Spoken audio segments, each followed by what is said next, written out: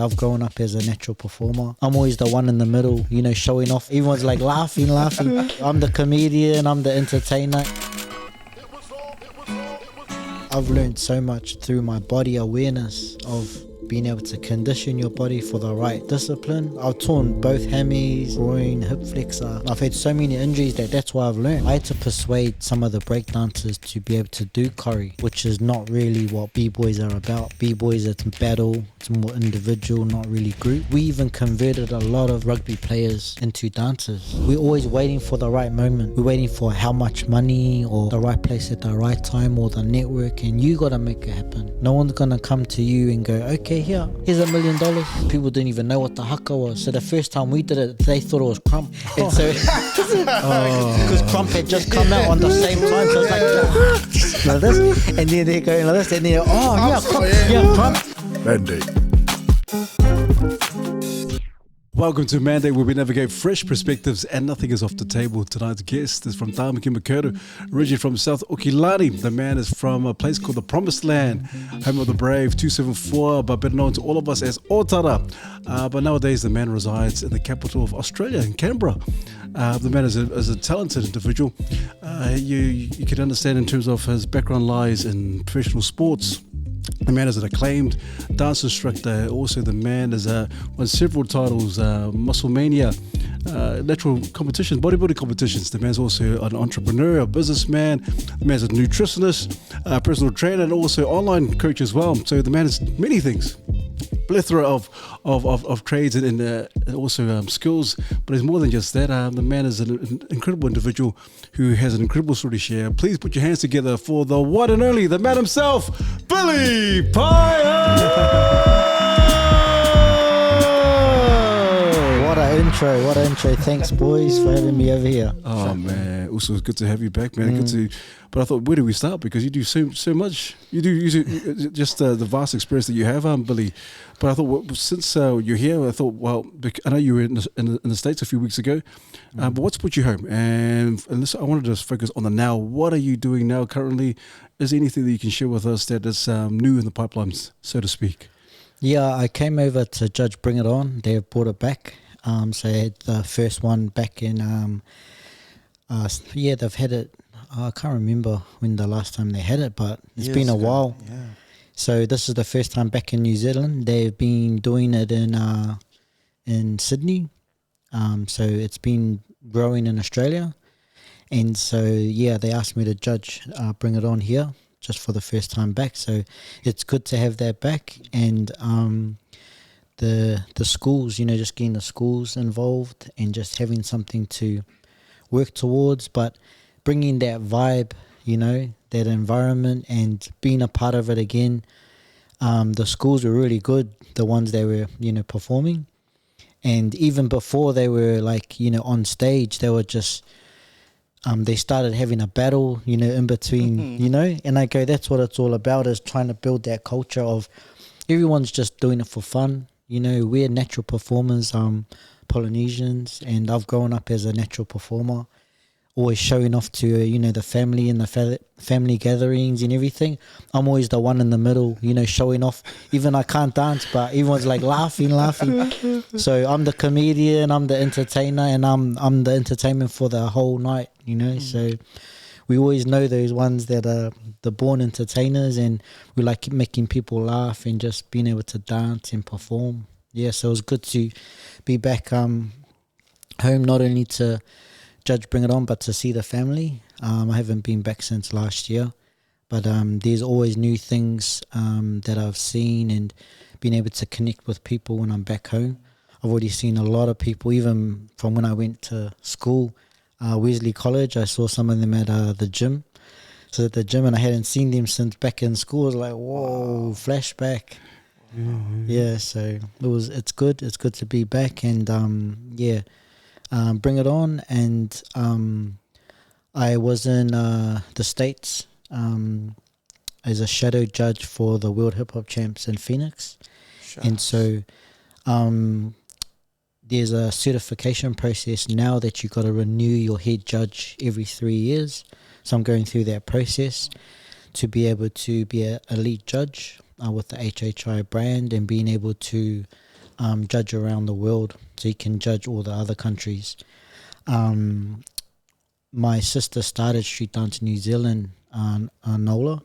She started it in 2007, I think that was the first time. So we brought it back from the first time we performed, or we were competing, 2005, 2006, and then HHI New Zealand was, or street dance in New Zealand was 2007.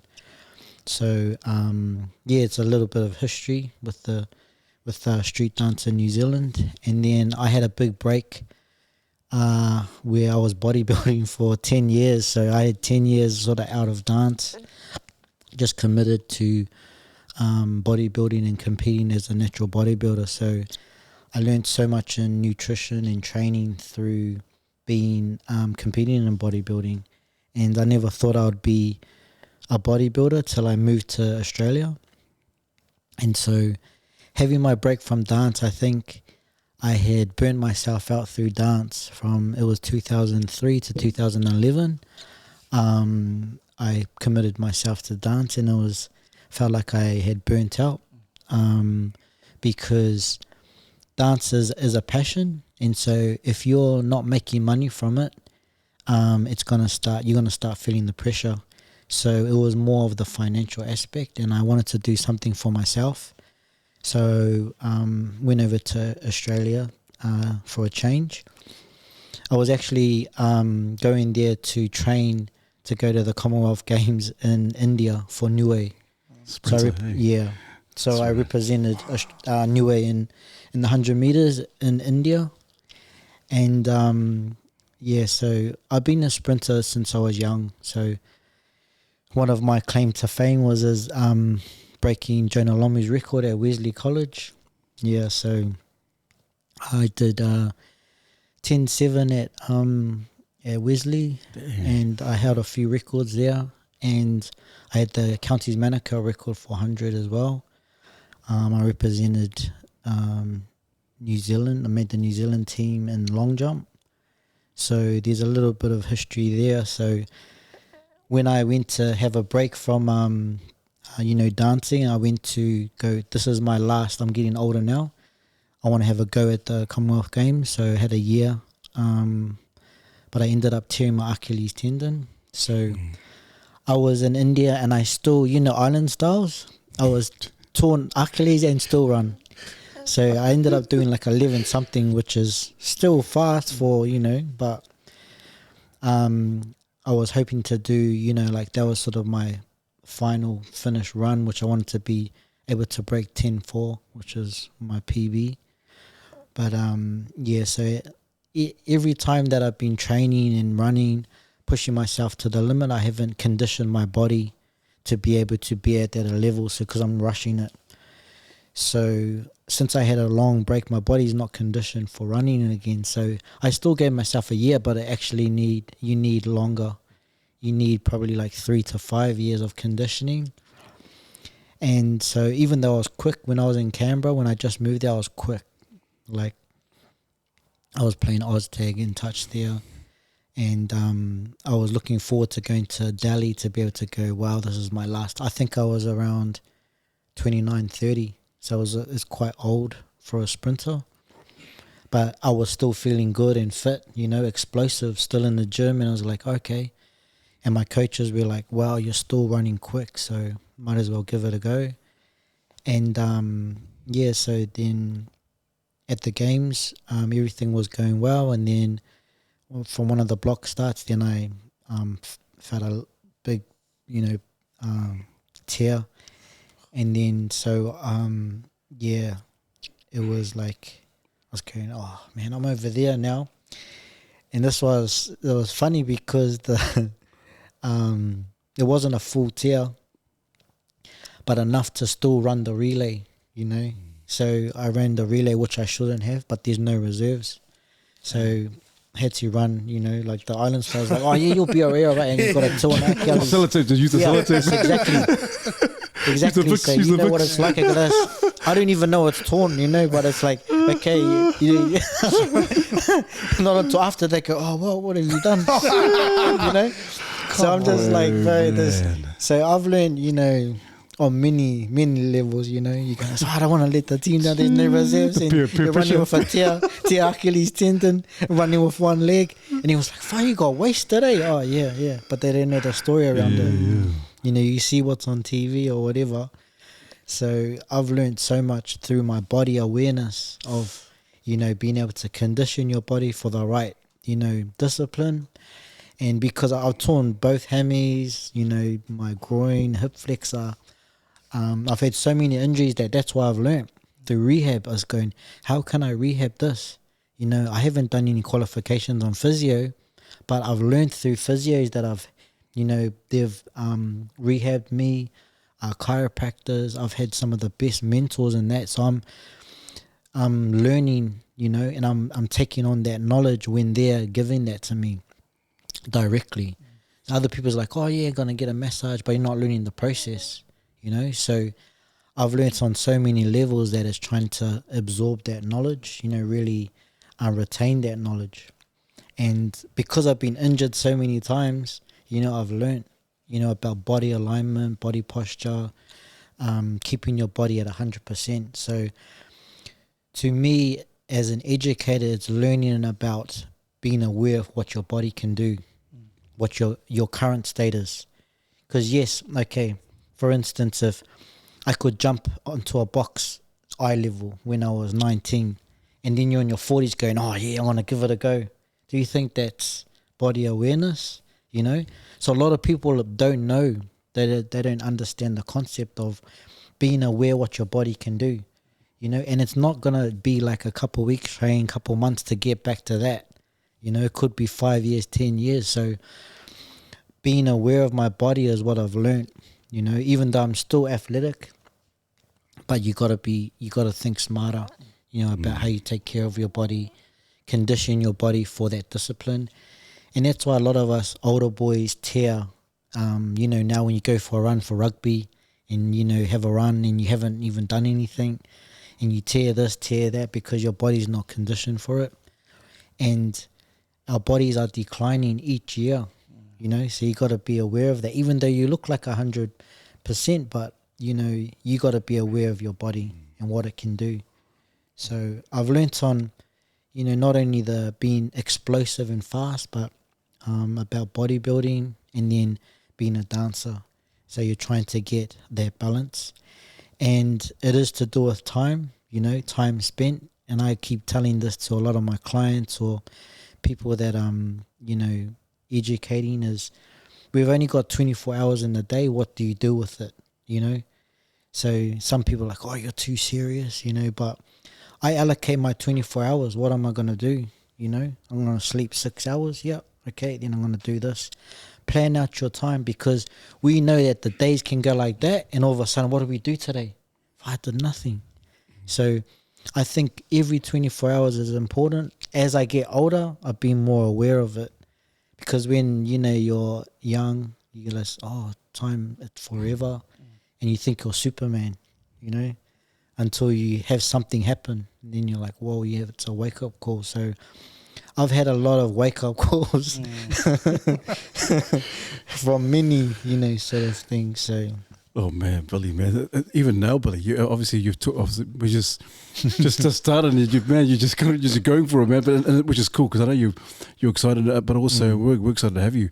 Obviously, you touched on the bodybuilding and the sprinting. Obviously, you represented New Wear, but for the viewers and the listeners who be like, oh, what do you mean by the dancing? And I want you to kind of, if you can run it back in terms of dancing. What's the dancing? What's the dance group? Because people might think, what do you mean the dancing? What's the dance group? okay, I don't think too many people will know, like, in terms of desire, yeah, and how that kind of happened and how it evolved and how you guys were kind of pretty much the pioneers back in the days. Yeah. The team that when we first started was just dancing, just because of the fun of it. We were all break dancers, so b-boys, and originated from the Faith City crew. And because I've grown up from my dad being like an innovator, creative, you know, sort of thinking out of the box, I was like, man, we could actually go all the way to the States, you know, become backup dancers. So I had to persuade some of the break dancers to be able to do choreo, which is not really what B-boys are about. B-boys, it's battle, it's more individual, not really group. So I had to sort of trying to get, to entice them to come, and they're like, try and make it cool. But what I've noticed about crews is when you start winning, everybody wants to join. So once we started winning comps, we were winning a few comps with just the three of us, and we're like, so this was the first sign, was just the Herald, being in the Herald, for, when we were busking, and then we went into the shop and we saw us on the front page. That was like the first sign. Then the second is when we started winning comps with just the three of us. And I go, wow, we must be pretty good. But what's funny is that we're in the time before phones and footage. So when I talk about how good I was, or when it's like all talk, until you can prove it. So I'm just like, man, because I don't want to be able to do, try and show this stuff when I'm old now and I'm sore, and trying to show the kids, this is what I used to do. And they go, show us now. And I go, oh. Remember your backflip service? So sometimes I'll have to do the old backflip, pull it off, and then I'll do it, and he was like, whoa. And then all of a sudden they're listening, So, but then I'll be like this, see you later, guys. And then at the back door, I'll be like, I'll be like, what did I do that for? Did that for the fifth time, and I still didn't learn the lesson, So you feel the body a lot more. Before it would just be easy, easy work, but you'll condition your body for it. But now it's just like when you land, you like feel all your joints, all of it. So it's been good to be, see the generational crews come through and where it's shifted, because obviously there's been a lot of big shifts in hip hop dance in New Zealand. But we were starting, the Face City Rockers were even, I think, 99. So there were a lot of the originators, and then Gyra was the crew. So they sort of inspired us. They were like a big performing arts crew, singers, dancers, multi-talented actors. Vince Harder was in, Gyra. And so with this, we all went to Excel Performing Arts School. So 2001 and 2002. So we were around a lot of, like Addies. We're hanging out with all the boys. We just grew up with, that. And then now everyone's, famous and all this. But they was just hanging out. So we'd just have a jam. Everyone's singing. Everyone's playing something. But like I said, everyone's trying to show off, see who's better. So someone will do, be playing something, and then someone would like start, and there's a battle, but you're seeing a live battle, and it's not getting filmed, because anything on that time will be viral now, and whether it's like we're just jamming, and then all of a sudden they're having a battle in between, and then someone's rapping, and it's freestyle rap, and then you get, it's just so much, and even breakdancing or just battling. So there was a lot of stuff that wasn't really documented because we didn't know about that, and it was before the, the YouTube era, and a lot of it was VHS, VHS cameras. So it would be interesting to see if we can try and find some of the footage on the archive somewhere, but it would be a lot to collate that. And I've always wanted to see if there is any other footage around, popping up from that era, because it was between 99 and 2005 before YouTube, and then we sort of have footage from there. So like I said, with the generational hip hop dancers, is seeing where it's going now.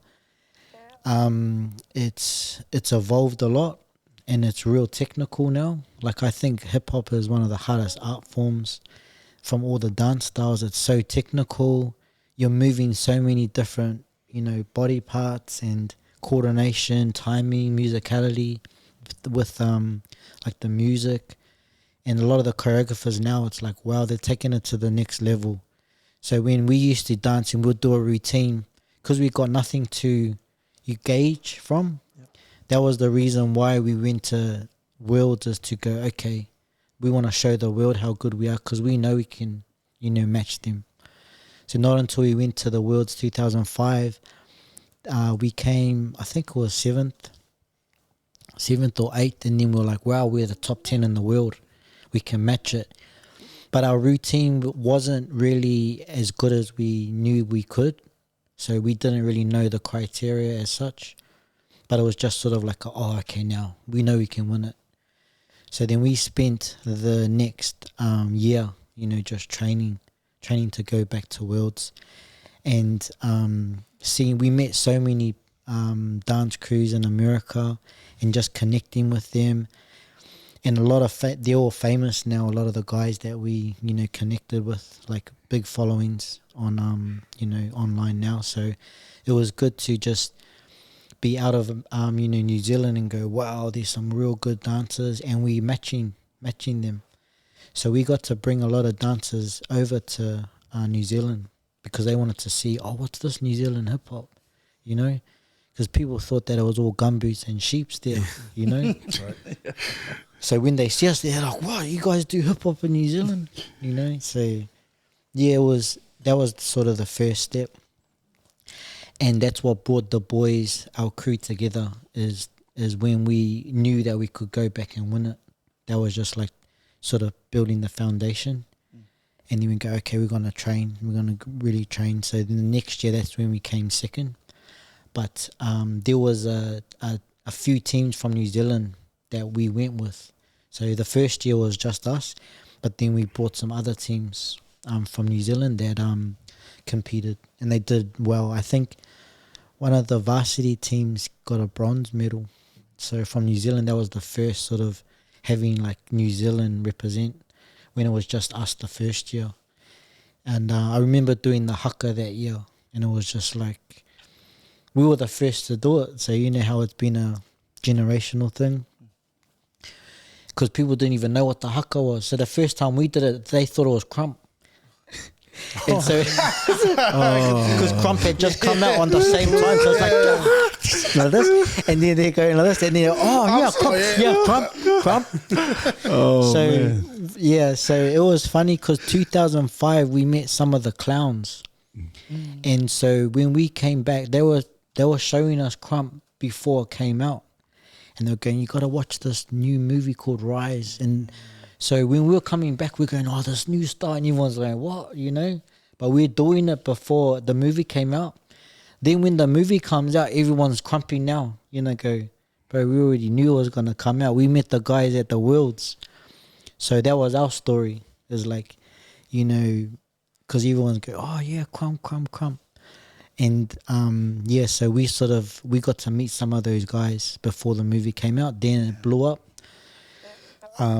And then, yeah, so 2006 we had a team, and it was just good to be a part of the team. And then my dad wasn't really fond of hip-hop dance, you know, because like any parent will be like, bro, what are you doing? It's like, I thought you wanted to be an All Black, and then now you want to be a dancer.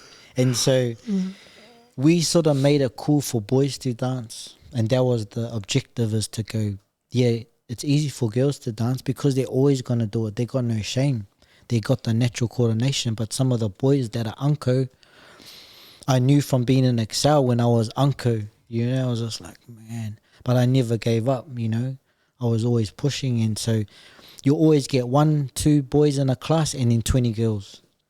So when we were dancing, that's why we're all boys crew, to go, okay, we're going to show you what boys can do. And we even converted a lot of the rugby players into dancers, you know.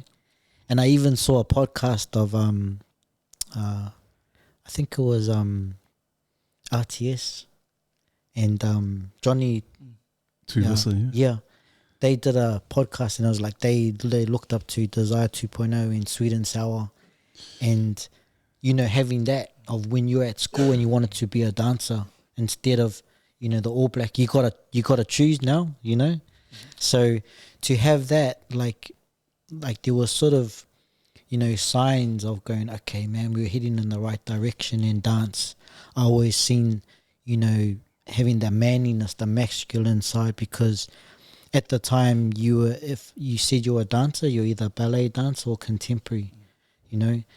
And at the time, everyone's like, "Oh, what are you doing dance for?" You know. So we made it cool and masculine, and you were dancing masculine, not having to do the feminine side of it.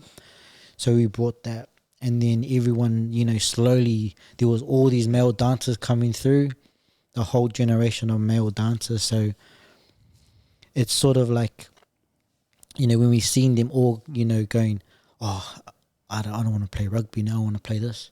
So we were like, "Oh, wow," you know, because that was hard. Before, you would never have any guys dancing, and now they were transitioning to be able to do that.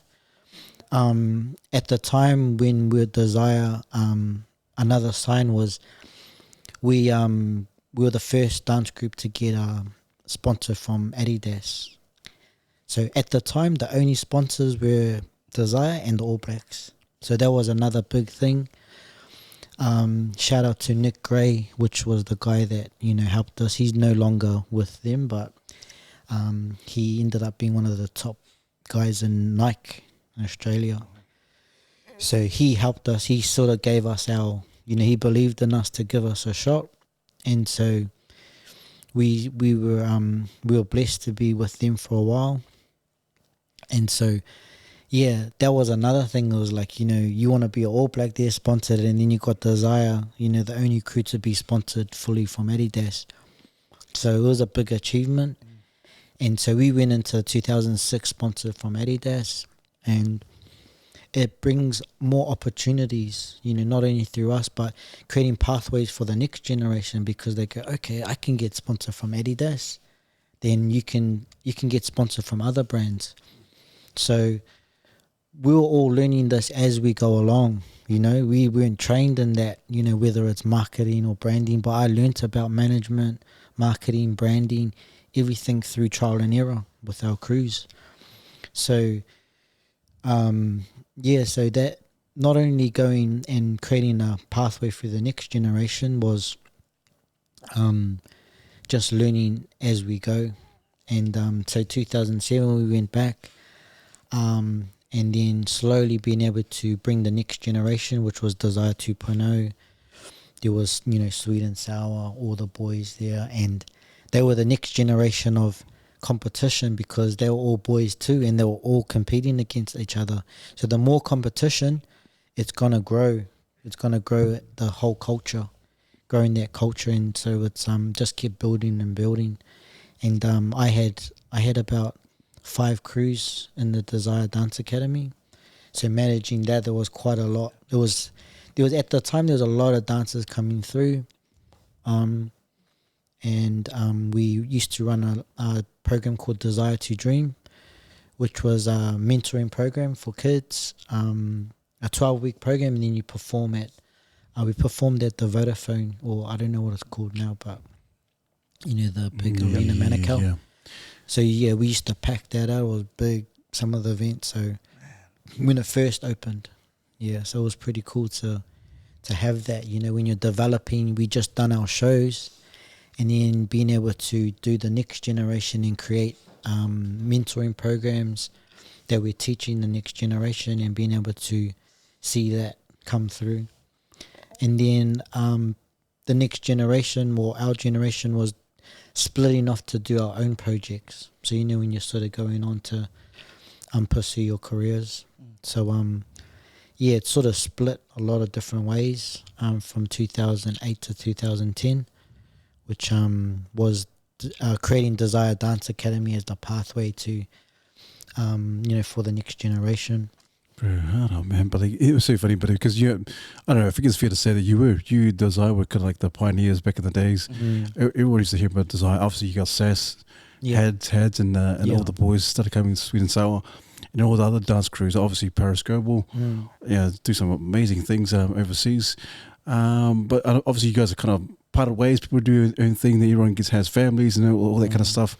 But I know you were talking about something about the online. Obviously, what's the lifespan of a dancer? Because some people think they can dance forever. I want to dance forever. I want to do these things. But what's the kind of the average lifespan in terms of, okay, it's time to pull the, just hang the shoes or just hang up the beanie, so to speak? Well, now that like, because I'm getting older now, and I've created a lot of training systems to be able to help dancers have that longevity through their career. But I think you can go on forever, you know? Like, if I knew what I knew now and I was taking care of my body when I was in my 20s, 40s, like, you know, I'm 43 now, but I can still compete with some of the, you know, the 20-year-olds that are not taking care of themselves. So if you were to have some of the tests that they have and they go, okay, you've got your body composition, you might see, they'll see how much your body's aged. So, you know, your body functions. It can be functioning, so you might say, oh, okay, you're 45, but your body's functioning as a 60-year-old because you've, you know, neglected it. Then you got the opposite of guys that keep themselves fit, that their body's functioning as a 25-year-old. So, like I said about body awareness and being able to understand your body, if you take care of your body and being at an elite level for a long period of time, you look at some of the athletes that are in their 40s, you know, still going. Like you see even the NRL with in the late 30s, you know, you see some of them. And even sprinters, there's been 40-year-olds as sprinters. You know, like Linford Christie was in his 40s, but there's some sprinters that are still at their, you know, at an elite level. Not to where they were, but still better than everyone else in their 40s. And I know dancers that are still 40. So I was in LA and they had a Culture Shock 30-year anniversary, and they had all the OGs perform. And when you see them, I was like, man, this is what New Zealand needs, is to have some, because they've been practicing, but they still are keeping mobile. They're still, you know, conditioning their body. So when you see them perform, it looks like they never stopped. So, and they're around the same age. And you wouldn't know unless you look at them, you know, their faces. They look like they're in their 20s. So it's all about how you take care of yourself. And you are what you eat is what I've learned from bodybuilding, you know, is food. It's the food is the biggest part, because what you put in is what you're going to get out. The training is the easy part because you do what you love to do, whether it's, you know, playing footy or, you know, you're dancing. You're going to always do that. But the nutrition is the hard bit, because you want to fuel your body for the right purpose, and being able to have the, you know, natural organic foods that are going to metabolize right in your body. So having online resources, what I'm trying to build of nutritional, you know, programs, training programs, injury prevention, you know, and looking at training as a holistic approach, because mind, body, and soul is what I, you know, practice and try to preach about. Is if your spirit is, you know, low, then how are you going to even function? So it comes from the spirit, and then you've got your mind telling your body what to do, and then the body. So all three have to be in sync for you to be at 100%. And I've had a lot of good mentors come a long ways, or come to help me, you know. So having the mentors coming here, I've just a phone call away from, you know, just asking. But I've managed to be able to have these mentors at an elite level and have access to them, because knowledge is the power. So I'm always absorbing, you know, that knowledge and trying to create my sort of way of teaching through, you know, bits and pieces of what people give me. There's little gems everywhere. It's like, oh, I'll take this, I'll take that, I'll take this, and then you're molding what, you know, you want to be. Yeah. What are some, as men and women get older, what are some general do's and don'ts, rules more or less to live by, just to help them keep mobile, maybe stay a bit fitter, and hopefully live a longer life? The thing is, I train a lot of clients is to try and get the weight off first. So the, you know, body fat, get that down. But what I've learned from a lot of older guys, that like even in their 50s and 60s, and I'll be like, what? They look like they're 30 or something, because they've never stopped. So they said the key is to never stop. So if you're going to do weight training, it's for life. If you're going to do footy, it's for life. So it doesn't mean that you're, you know, NRL, but you're still going for a run. So what I've learned from all my injuries is that I stopped for a certain period of time. And then I tried to go, okay, I knew about conditioning, and even like a year, how I said before about sprinting, I thought that was long enough, but it wasn't. So if I didn't stop, it might have been a different story. So learning from some of my mentors that are 50s and 60s, they said the key is never stop and being consistent. So those are the simple things, because you're going to get results from eating clean consistently and then training every day. Do something. You got to be able to bend your joints. You know, you got ankle, knee, hip, you know, trying to move. So you got to move it, because if we're sitting down all day, we're not moving. If we're standing all day, it's the same. So we're not bending our knees. So then when you get older, they're so stiff that you can't even pick up something from the ground, you know. But if you're doing that movement a lot, your body's conditioning it and you don't even think about it. So it's trying to allocate that time. Like I said, going back to my 24 hours, what am I doing? You know, I've got this, meal prep 1 hour, this.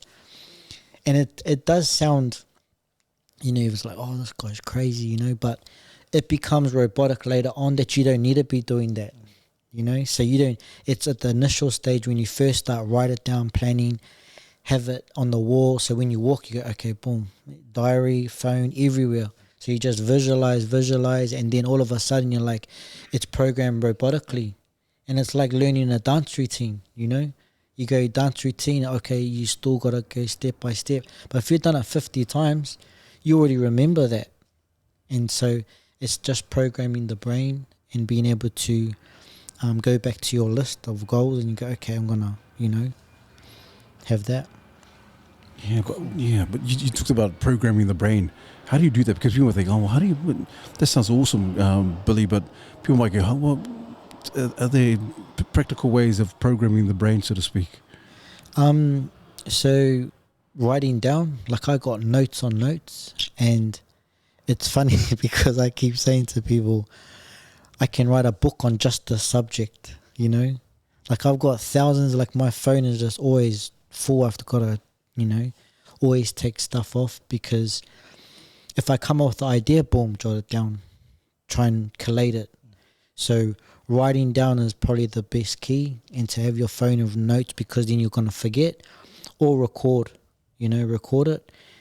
And what I've learned from some of my other mates that are videographers is to have the mic on all the time. So I got a portable mic, but I always forget too.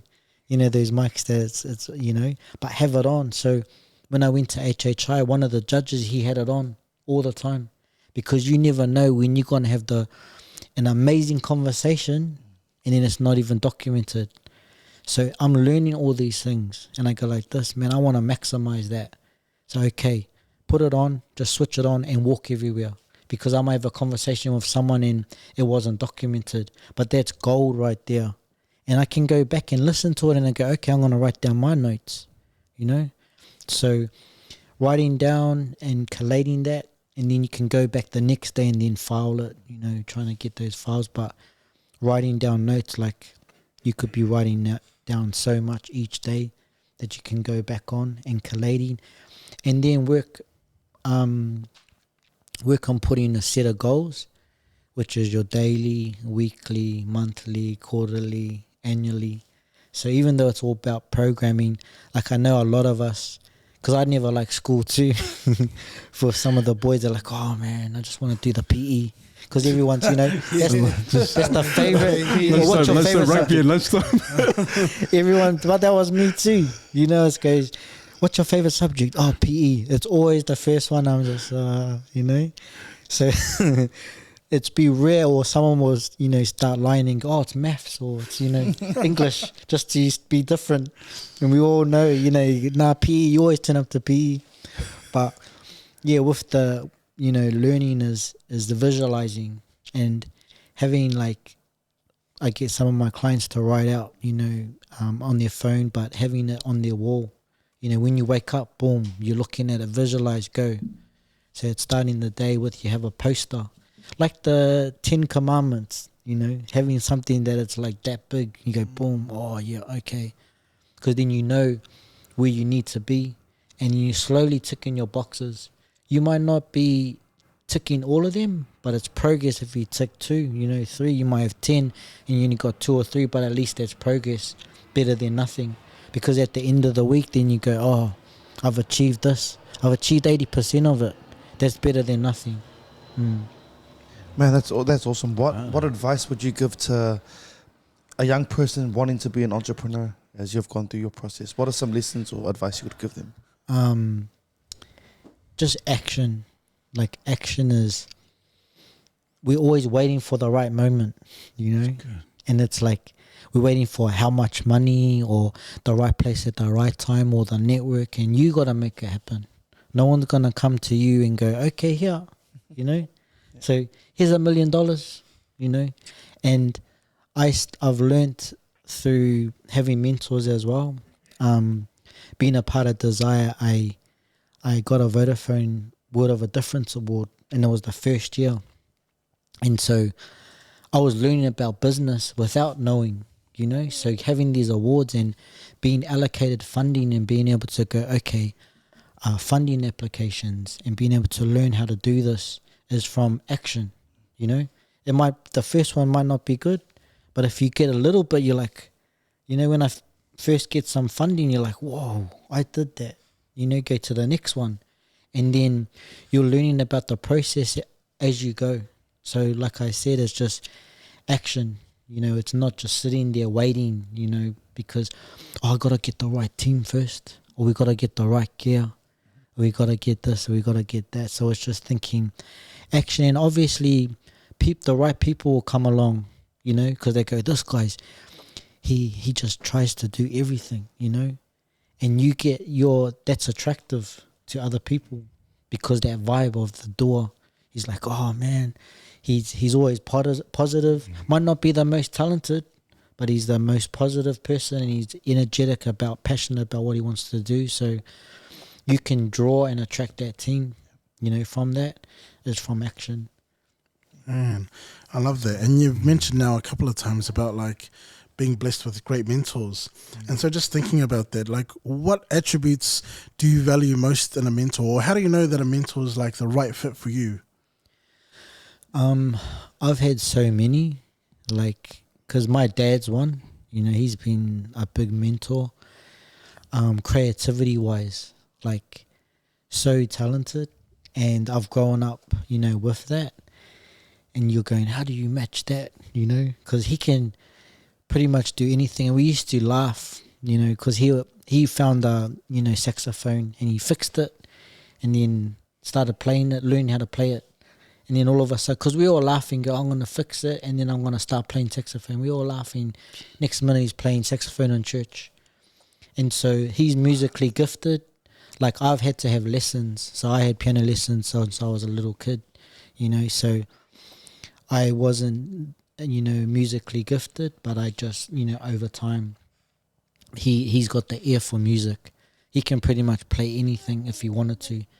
Play the trumpet, learn how to play the trumpet. We all laugh until until he's playing it. Same as the accordion, used to play the accordion, and we all laughing, because he'll fix it. He'll get a junk one and then fix it and then play it. And so it's you're having to match that talent. So creativity wise, he used to make gym equipment when I was young. So he's a welder, so he used to make gym equipment in the 80s 90s before you would see what is now. He was innovative in that sense. So he was making benches before that was even coming out. So when you think of that as an innovative, but we weren't into business, it was all about the community, building the gym for the guys to be able to train, So he had seen all the island boys, go, oh, they're getting, he's got a solid build. Give them opportunity because they can't go, to another gym. So he started out charging them only a little bit to have them in the garage. So I was around that, and making the weightlifting equipment. I was never a builder, but I was always thinking creatively in different realms, so I was never hands-on. He's a mechanic as well, carpenter, was a roofer, so he can build houses. So he's an all rounder in that sense, you know. So he'll be going, "Oh, you wanna come and learn about cars?" And I'll be like, "Oh no, I got something to do." So I was one of those ones, you know. But now I go, "Oh, I should have learned how to do the first car," because now I'm paying everybody. You know? That's always the case. Yeah. Think, oh, So now I go, "I should have learned when, you know." I'll be in Austin and I'm like, "Oh man, wish my dad was here." I gotta pay 500, 1,000 for this, you know. So with your mentors, do you find people that are succeeding in that, they're experts in that field, and then you sort of learn from them? So, like, when you're successful, that brings all the people there, you know? So, it's all the hard work that's paid off to get into the realm, you know? Like, you say, "Oh, how could I be in the same room as Elon Musk?" You know? It's got to be that big of a vision of, you got to get their attention. And now with social media, you can make that happen. You can be broke one day and a millionaire the next. That's sort of the generation we're in. So we got to think like that, especially for entrepreneurs or people getting into it, that you have it easy, you know, compared to when there was nothing. Because we had pretty much nothing because the internet wasn't big. I've seen people that I've mentored as well that have blown up. So I know that it works. But it goes back to action and just try, you know. Don't talk about it and talk and 1 year later. Just at least try something, you know. Even if you're useless, you can go, "Oh, I can never do it." You're going to get better at that craft, you know, just spending time at it. And I knew, because like as a dancer, I was probably the worst dancer, unco, nothing natural. And I was always the person never getting picked for the crews, you know. But I had to drive. I go, if I'm going to do this, I'm going to perfect it. I might be the slowest to pick up this choreography, but when I get it, I'm going to kill it. I'm going to beat everybody. So I have that, you know, sort of competitiveness of that. Yeah, I do pick it up slow, but once I get the routine, I'm going to kill it, you know. So it's having that in anything you do, is having that same mentality. And I took it on to all the other stuff that I did. But having the mentors is, when you're at your highest, people are going to attract them. You know, you attract the right mentors. And all of a sudden, when I was bodybuilding, and I never thought I would be able to be Australian champ. And in 3 years, it was like won the overall Australia. And some people never win that title. The Australian overall is, you win all your, these are first place for all the divisions.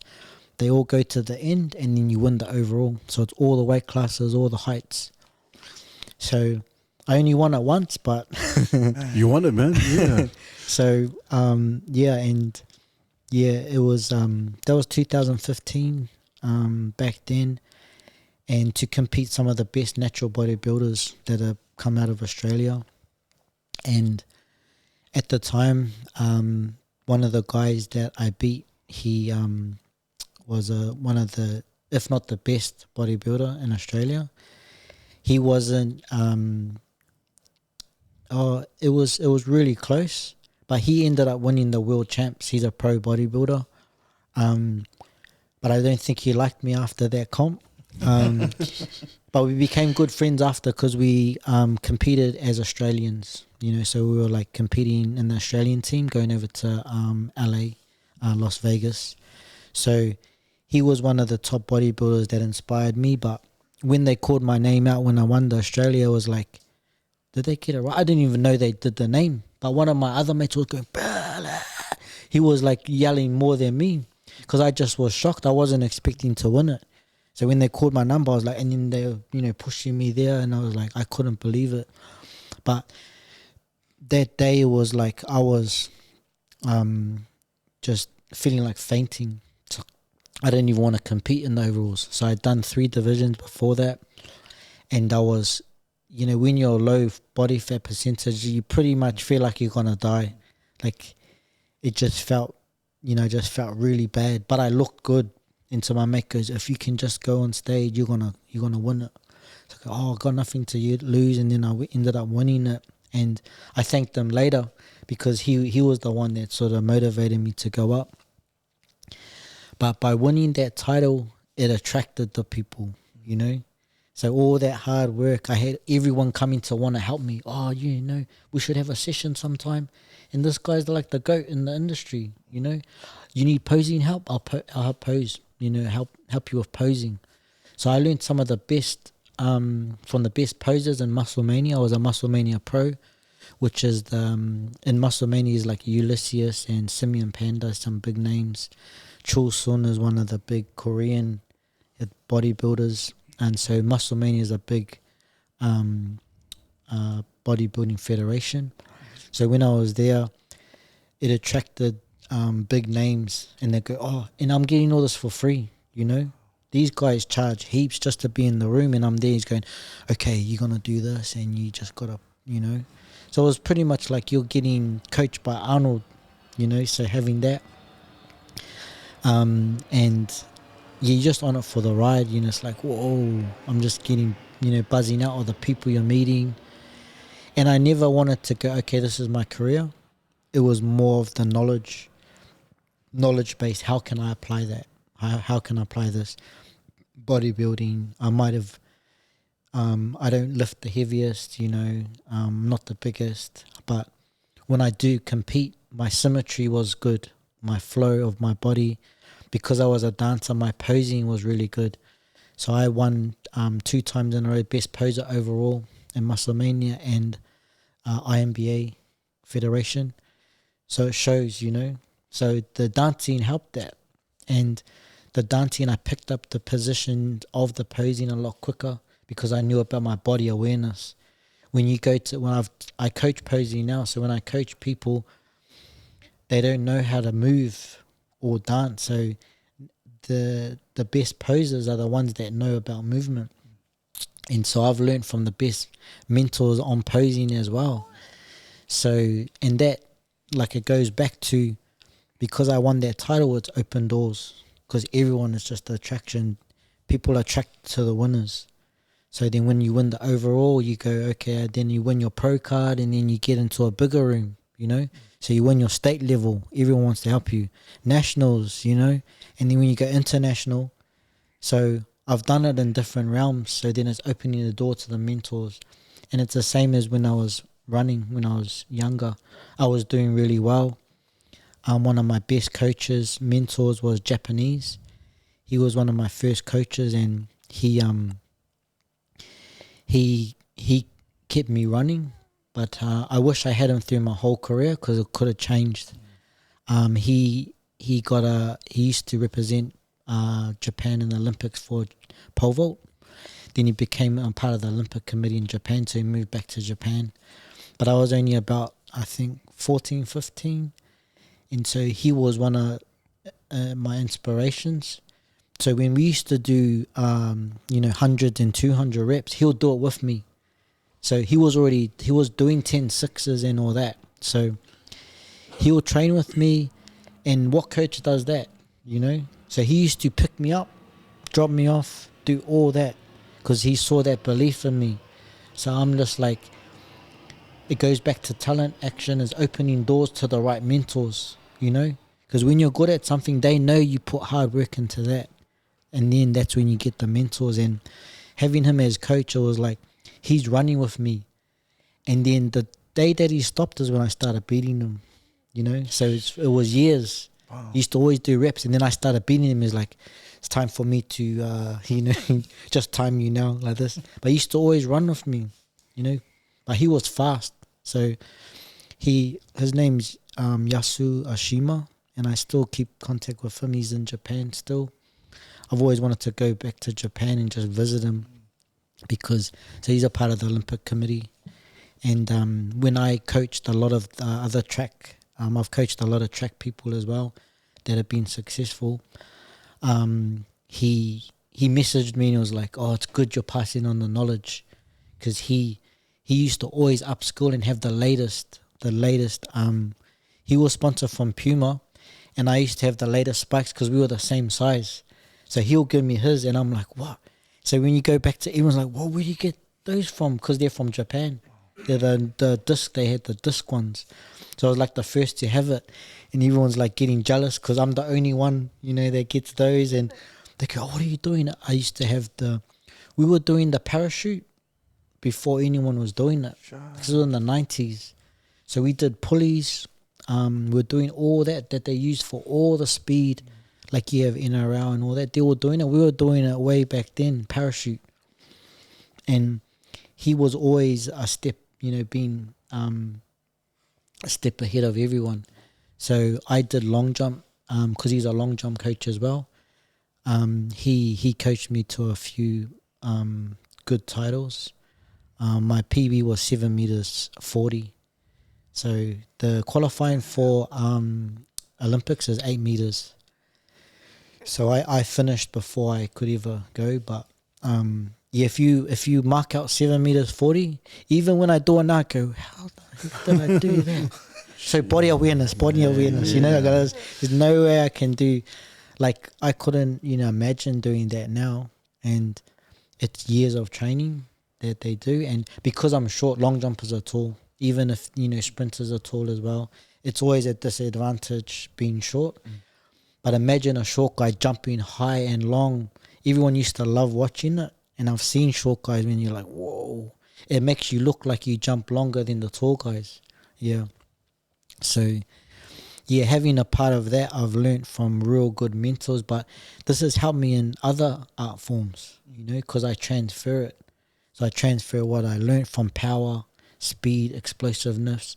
When I started flipping, it was a lot easier because I was already powerful. I could, dunk the ring. So when you got to do a backflip, that's easy.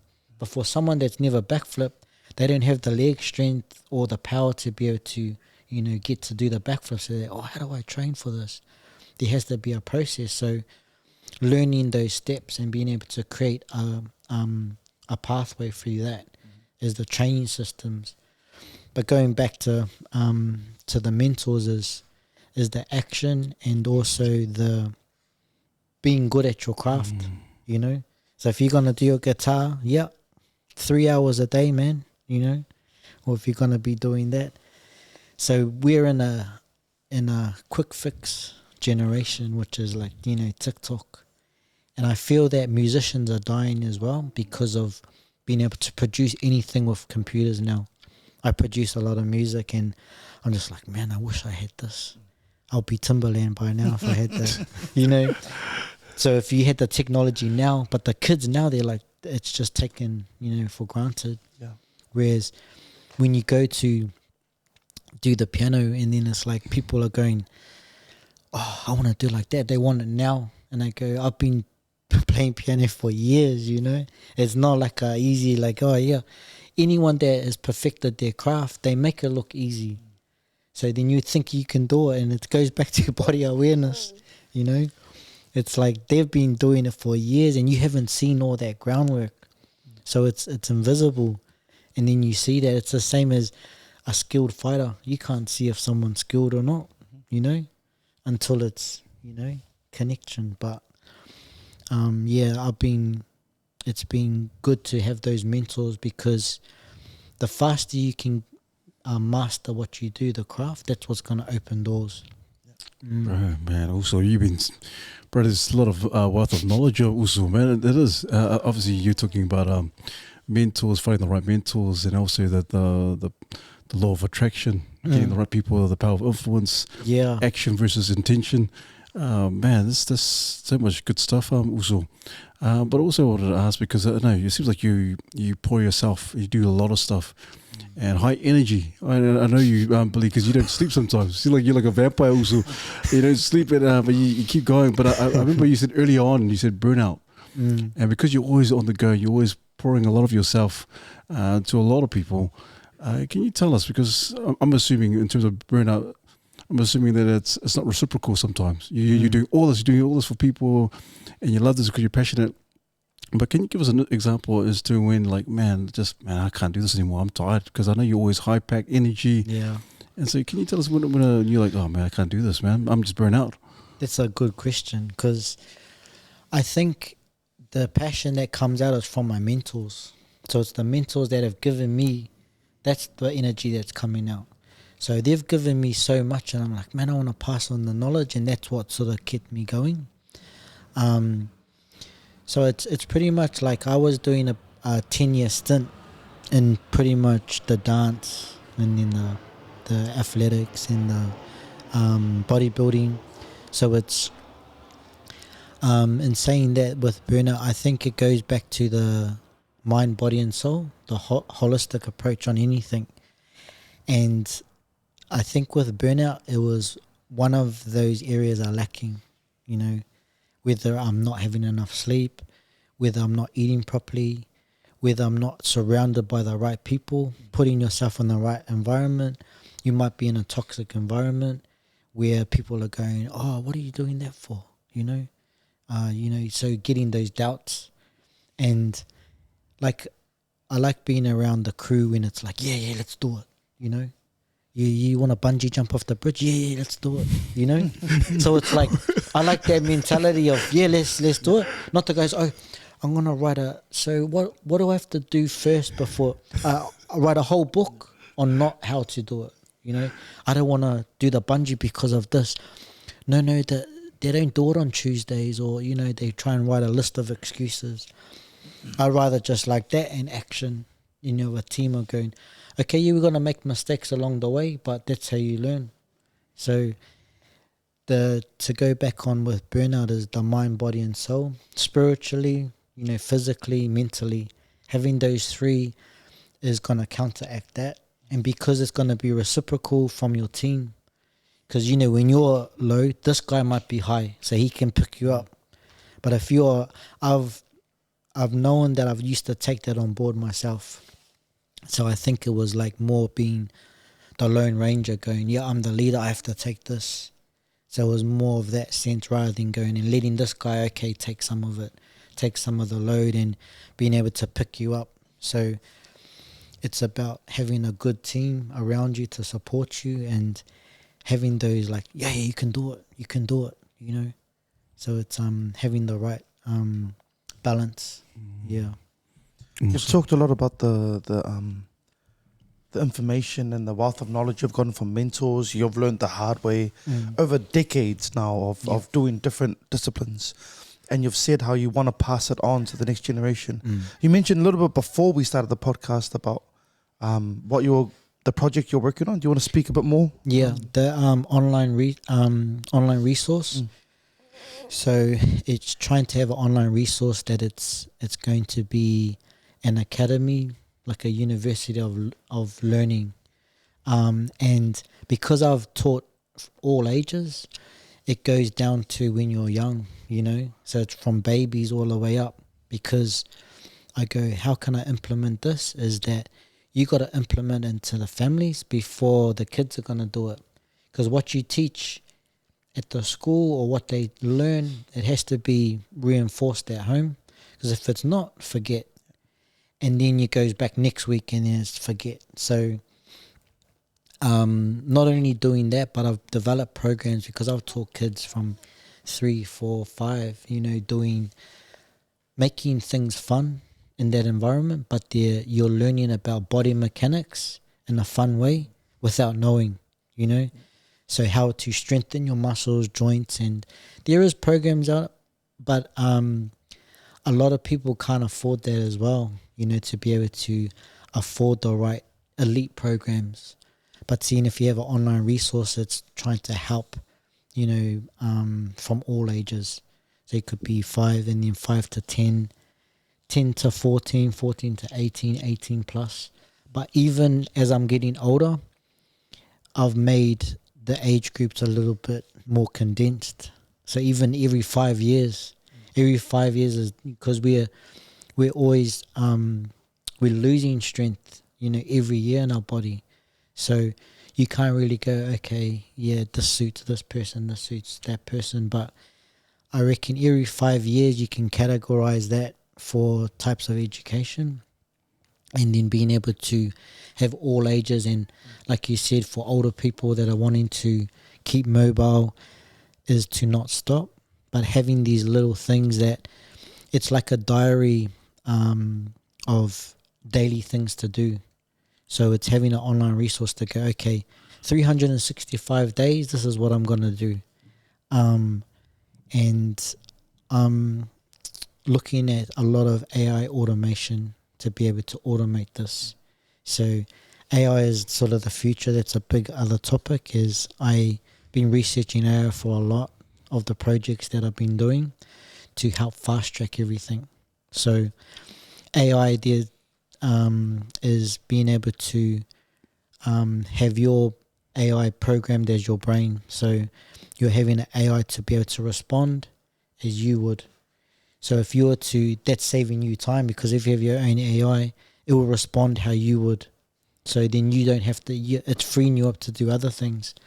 So in that process is trying to have AI automation to be able to have, what's in here to be able to be automated and that knowledge.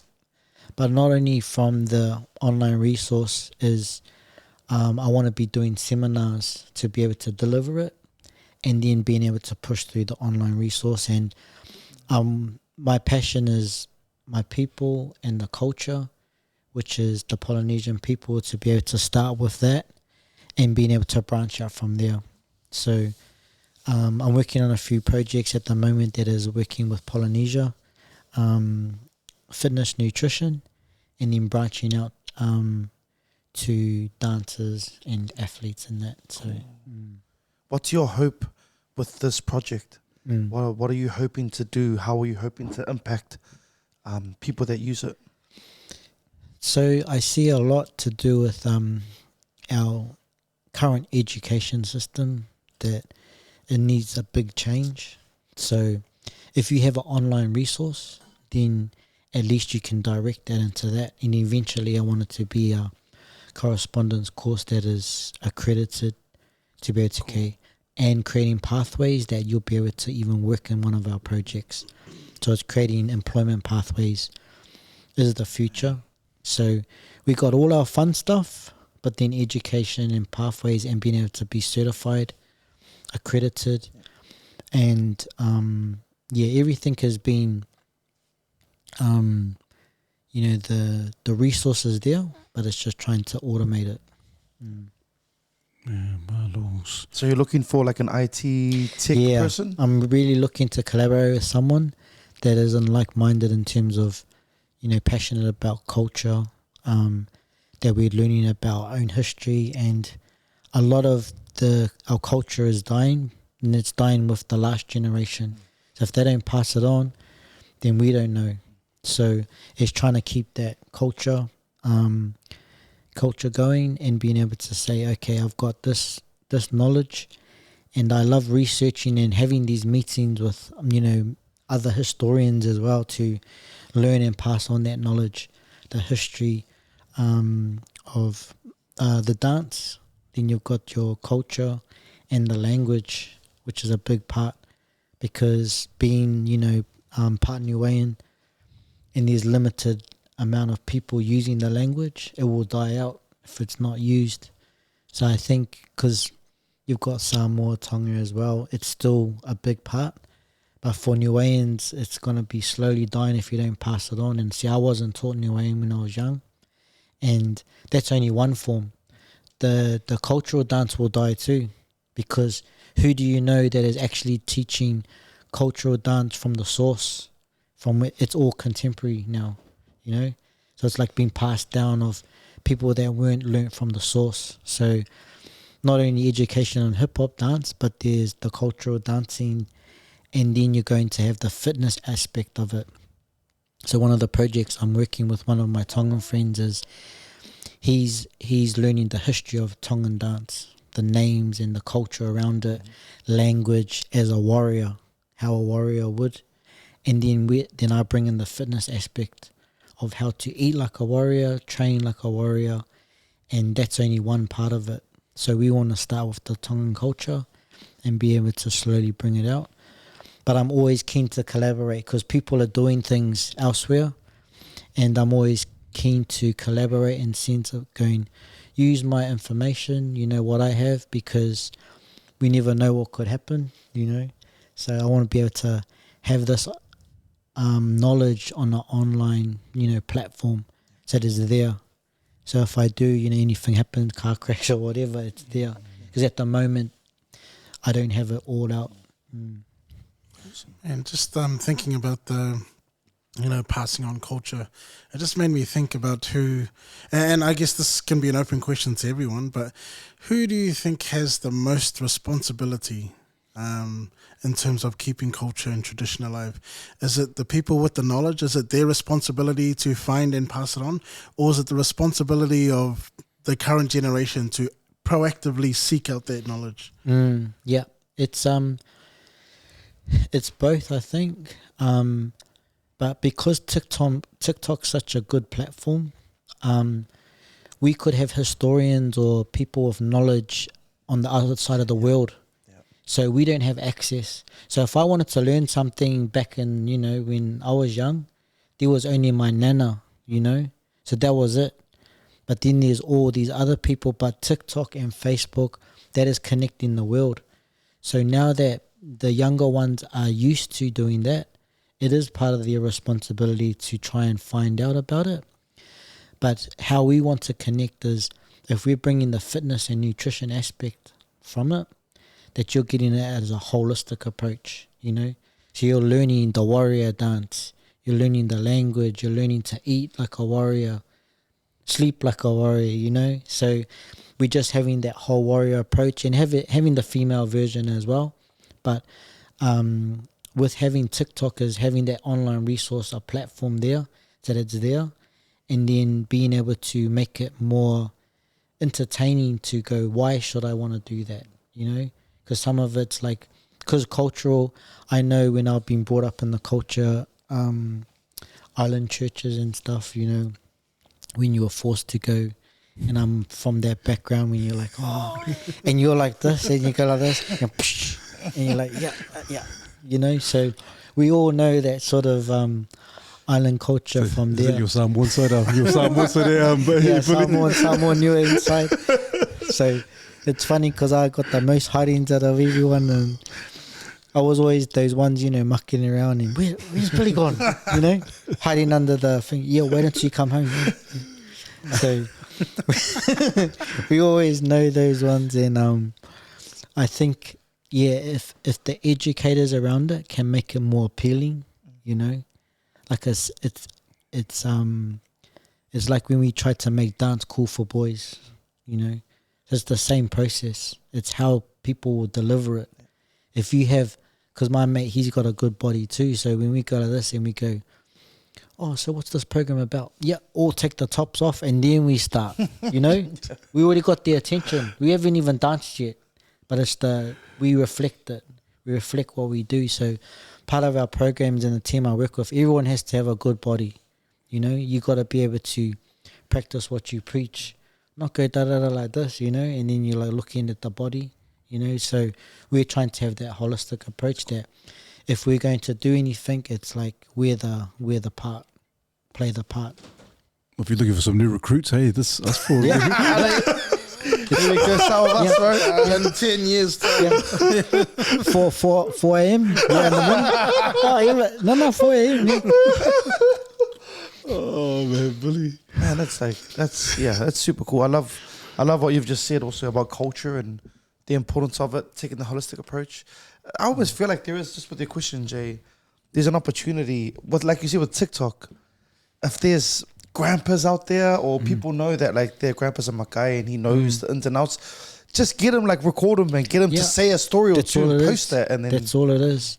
And there has been moments I've seen, because I'm actively on social media, and once we can have that online resource, like you said, of just getting those little clips and then someone's collating that, and I have connections with TikTok Australia and all this, so it's only being able to collect, collect, and then being able to coordinate, because then once you've got the connections like TikTok Australia, they'll push it out, so I've got a lot of connections, but I just need to get that resource, the clips, like you said.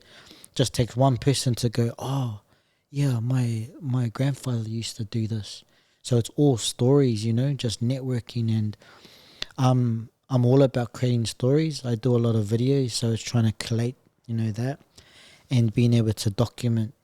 And I've learned, because through dance, for my 10 years of dancing, I don't have anything to show. because we were on the VHS era. So it would be cool to find something like that. But now that we are in the video generation, that's all it takes is the young ones to go, oh, my grandpa's got this. And just having that community to be able to collect that data. Skittles. It'll be a shame, hey Billy, it'll be a shame if that kind of gradually dies off. Yeah. And like you're saying, Jay, obviously you've probably seen them already. There's a Toko, there's a Tongan brother who's talking about the history of Tonga, Samoa, Fiji. He's quite popular on TikTok. There's another Samoan guy talking about the history. But like what you said, Jay, I think the onus comes on both parties. It should be obviously the older guys, the older generation kind of passing it down, but also the younger ones just wanting to, I wanted to learn and pass it on. But because I know you mentioned something about the traditional, the dancing has now become contemporary, the music. Obviously, I'm not too sure if you saw Miss Samoa. Did you see Miss Samoa? So I don't know, there was a big drama around Miss Samoa. The one that won, I forgot her name. I think her name is Litara. She won Miss Samoa, and she did I think her talent piece was kind of like a chant. The old school Samoan ladies with the chant, quite nasal. Yeah. I did see that? You see that? Yeah, you saw that, and there was a bit of controversy in terms of, oh man, this is terrible, blah blah blah. But she won it, and she won the talent part of it as well. And so, what are your thoughts on that? Because I saw some of the comments on it, because they were saying that she was trying to do it how they would do it in the 1950s or 60s. Oh, true. So she was trying to emulate that, but then it sort of had that, the other end of it. And that's what social media is. Because when you hear it, I can hear the old... the old school, the old chant, what I was saying. The type of nasally, So there's a lot of things, and it's the same thing as that Australian breakdancer, Ray Gunn.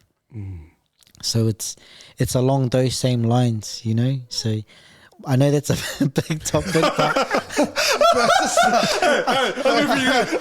What number one name? Bully, man. we can go on for days with that one. I was gonna say, as a pirate, I just- the academy. I got heaps of stories. Everyone's like this. Oh, did you teach it? Because I'm in Australia now, and they go, hey, yeah, okay. Some people that don't even dance, I was in the States, and my phone was just all these messages. I was going, oh, it's going viral, man. Oh my! I hadn't even seen it, and he was like, oh, have you seen this? Or send show me the videos and the memes already. Because I go, guys, I'm trying to judge the HHI. And all this coming through here. This is the world champs, mate. And then all of a sudden you got all this. It was the same time. The Olympics was the same time. But what are your thoughts? Your what are your interpretation, Oh man, because you're obviously you're a b-boy for many years. What are your thoughts on that when you watch that? There's a lot of. See, I think it's to do with how the federation, the body of the Breakdancing Association was formed, because she actually, qualified fairly, but because there wasn't anything in place, when you do, like, say, other sports, there's a standard qualifier, B standard, so you can qualify and then not make those standards, and then you don't go. So they didn't have that in place. So it was like whoever wins that comp is going to go. But a lot of the top B girls didn't do that comp, and it was done on a short notice. So a lot of people weren't prepared. A lot of them didn't want to do the comp because they felt they weren't prepared. It was like, say if I wanted to go, and I'm like, I haven't been training. So I need about 3 months to train. Whereas this was too short notice for some of the good girls. There is a lot of good talent out there. So she went through the right process, but it's the governing body of how it was put together and that. And it was all short notice, and it was like, okay, we got this together, but not all the top, as if you would do a qualifier like the Americans would do. So if you've seen some of the videos, she has, her style. And like, if you're going to do something of that, those moves and stuff, you got to back it up. So if you were to do something really extremely good and then finish with that pose, that's when it would suit. But because she had no content in that and she just did that, that's why it blew up so much. But if you've seen her, like say that some of the other girls were doing air flares and windmills and all that, and then finish with this, that's what would make sense. So it just wasn't the right place for it, and you wouldn't want to do that at that, that scale. This is in front of the world. So, but she's managed to utilize that exposure because that's viral. That's the most viral in the Olympics, and you're in pretty much the world just overnight, Quick question, just following up on that then. Do you think, because I don't know much about the community, but do you think the dance community is frustrated when attention is brought, but it's in that kind of light where it's she's not being, there are memes about her, it's kind of like making fun and having a laugh. Is that a positive thing because at least they're getting attention, or is it a negative thing because it kind of makes light of the actual sport of b-boy? Yeah, so it's hard because a lot of the people that have tried to pioneer the art form has worked so hard to get it to the Olympics, and then now it's out. And I know it's not just because of her, but you're trying to get it to that elite level. So when I was dancing and wanting b-boy to be on the Olympic stage, that was always a dream, because if you can get that as the art form approved from that that level, Olympics, it's a sport. B-boying is an art form, which is a performing arts. So you only access to the performing arts funding. If it's Olympic sport, now it's sports funding. So you're getting sports funding to be able to train like an athlete. But without that funding, you're going to be a performing artist, which you can't do that full time. So if you're going to create the levels to be going, I'm now an athlete and a dancer, you need to be trained like any other sport, which is full time. But now that it's not in the Olympics, you won't be able to get the sporting funding. So it's going to go back to performing arts. But I always wanted to see hip hop dance be in the sports, which Olympics was a big thing, just to be in that because the funding that goes with it. Look at all the funding of the other sports, rugby sevens, or look at all that. If you put the same money into that, and you're gonna get everybody into breaking, but because there's no money in it, you only get the old school guys that are really. B-boy is dying too because it's a hard sport. Some people never get to do some of those moves, so it's hard to get beginners to go, okay, we're gonna work on this step one. They don't want to do step 1, 2, 3. They want to do all the weird, the head spins. But it's a year of conditioning. It's a year or two of conditioning just to do those. So if you're going to think of that, go, oh, no, I don't want to do that now. So if the next generation, if they're not learning from some of the good mentors, that's going to die as well. So not only that, like you see our culture, but the art form's going to die as well because I treat it, they're athletes, they're one of the top athletes, what they do. But they're also doing musicality, and you got to have coordination. It's not like some of the gymnasts, which it's just that. They're actually doing the groove and all that. They make it stylish. They make you want to do it, So there's a lot of conversations that have been brought out from it. But I can see that it has had a negative impact on that sense. But yeah, the community, there's always mixed sort of opinions. Man. Yeah, tell us your actual opinion. Nah, good on her. Hey, good on her. I know she would have got. Yeah, I know she would have got a lot of flack and all that.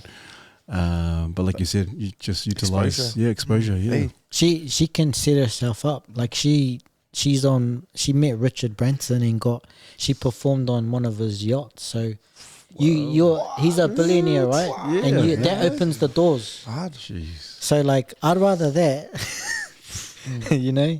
and using it to advantage. I know there's both pros and cons, but set yourself up, So you're in the door with Richard Branson that's going, yeah, give it a go. We're all about give it a go. And like I said, you might not be good at it, but you're still giving it a go. She gave it a go where no one else did. And action creates opportunity. So whether you like it or not, she put herself there, look. And she's probably going to be a millionaire. That's cool, eh?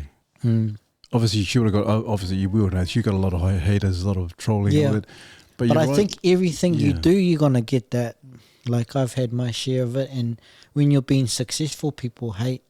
And whether it was like right or wrong, or in the end of the day, it's got Richard Branson's approval. So We were talking about trolling, online trolling and comments and stuff like that before we started the podcast. But do you want to speak a little bit more on that and just...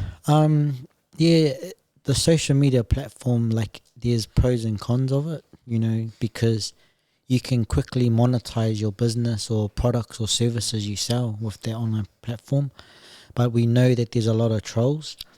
So having a social media manager is pretty the key, so that whatever you're doing, it keeps you laser focused on your craft and not hearing the noise. So you do need a team. Like, you know, you'll see all the celebrities, they have a big team. They're cutting all the negative comments straight away. But if you're managing it yourself, you're looking at that, but it's going to affect you because you're managing your own pages. You have to read it. Yeah. So if you have a team of people, that someone that's their job is just to cut the negative comments, a lot of celebrities are paying those media managers, so they didn't even see it. And you know, you got to try and, like we're talking about mind, body and soul, you got to keep that on a high level, you know, so that you're always working in your 100%, because it's toxic. It can be toxic, and it can be from anything, you know. So you could be doing a funny meme and then all of a sudden people take it out of context and then it's something else.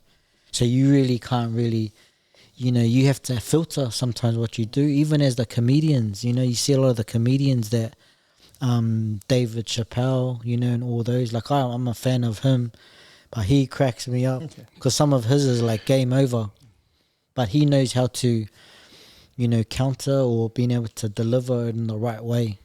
Where some people are in here, we're thinking it's going to be funny, but it's just how we deliver it on the videos. So some people can, but there's a lot of trolls that are waiting for you to take it out of context. They're just waiting to go. And so people do comment, I've found, more on negative than positive. Like you'll be doing motivational videos that are nothing, and then something negative, boom, you get a hit, you get a spike. So yeah, there's a lot of different things about, you know, comments and... Why is that, do you think? Like, why are there so many haters? Yeah, there's a lot of, not only tall poppy syndrome, but people just, I think it's when you're being more successful than them, and they just feel bad about themselves because like, oh, I could have been there, you know. But the thing that I, you know, struggle with is when I've given you opportunity to work with me, but you chose not to. You could have been able to come up with me there, but you're like, oh no, because it was too hard back then.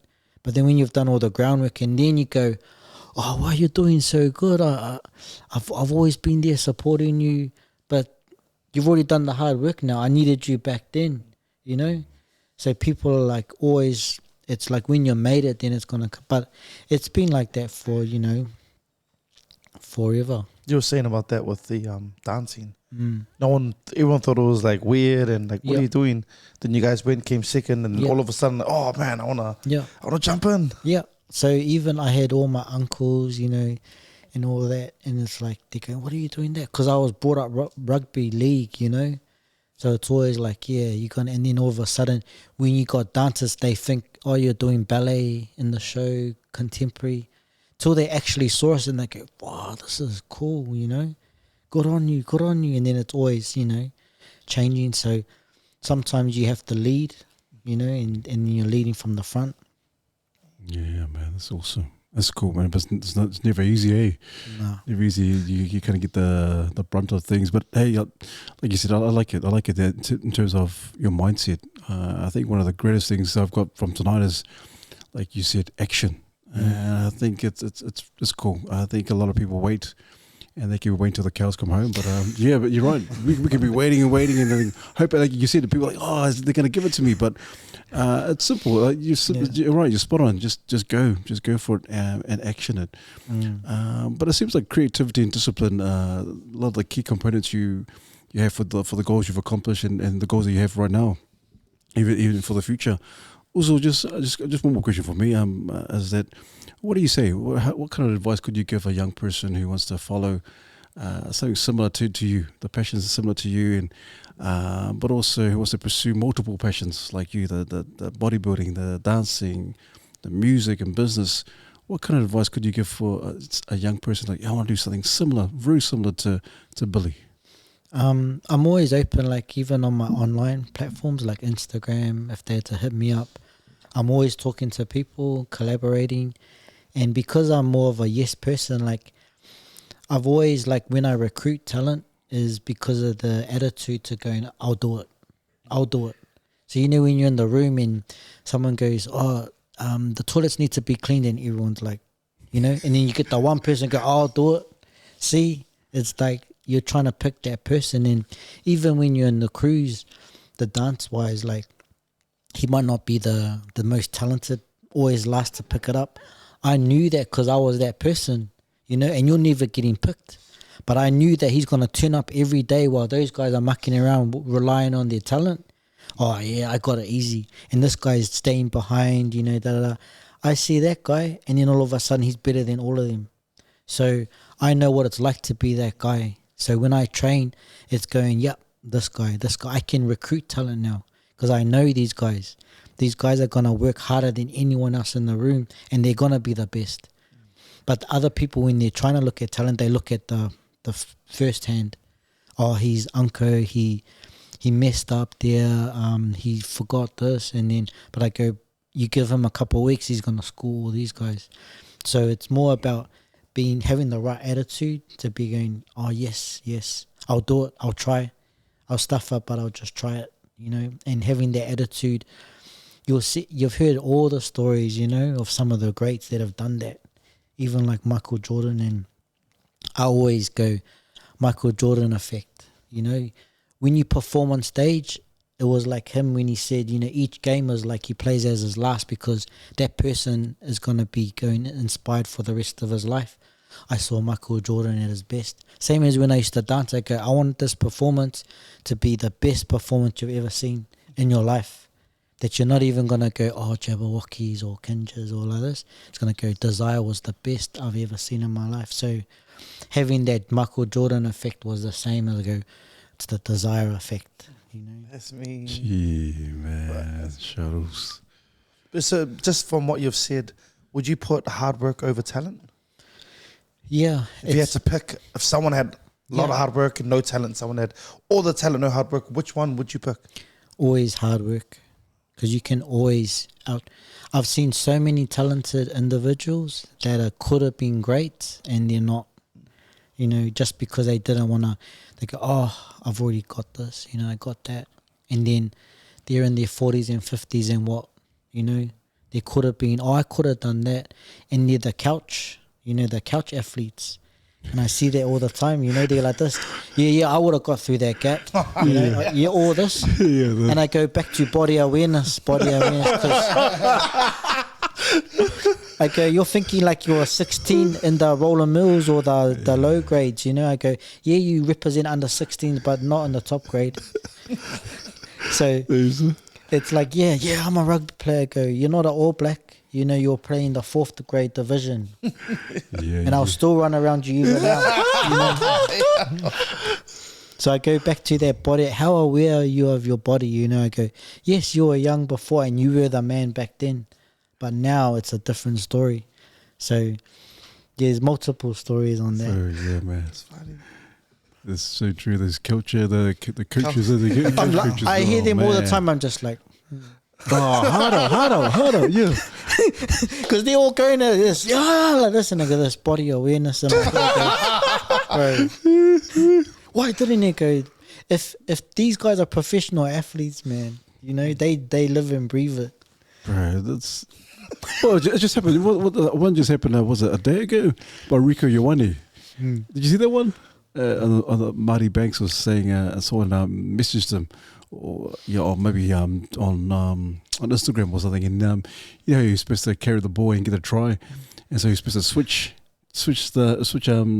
hands just to put the ball down, just in case for the friend. Yeah. As you know, Rico always kind of just puts it down. And remember, he did that. He botched it the other time against Australia. Okay. So he did the same thing, and then someone said, "Oh, look at this guy, still does the same thing." Whatever they were saying, and then Rico responded back as, "Hey, when did you come to training? When did you come to training and show me how it's done?"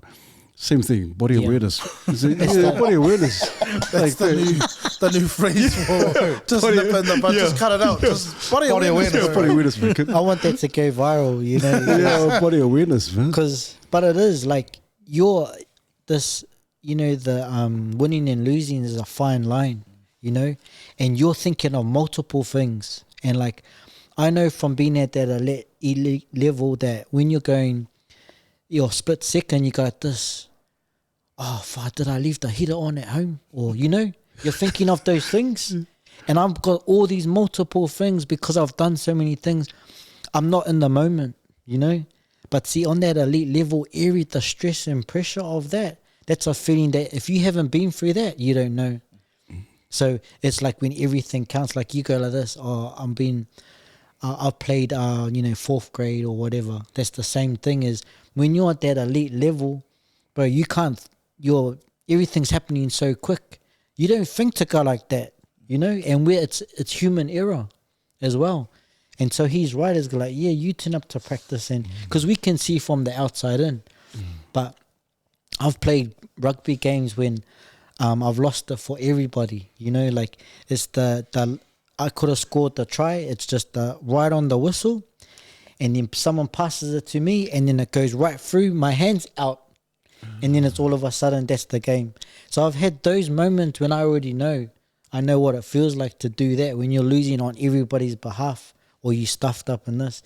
But in that elite level, that's at the highest level, you know, because those guys are all professional athletes, and it's a split second. In your head after you go, oh, I should have done that. But when you're in the moment, there's so many things going on.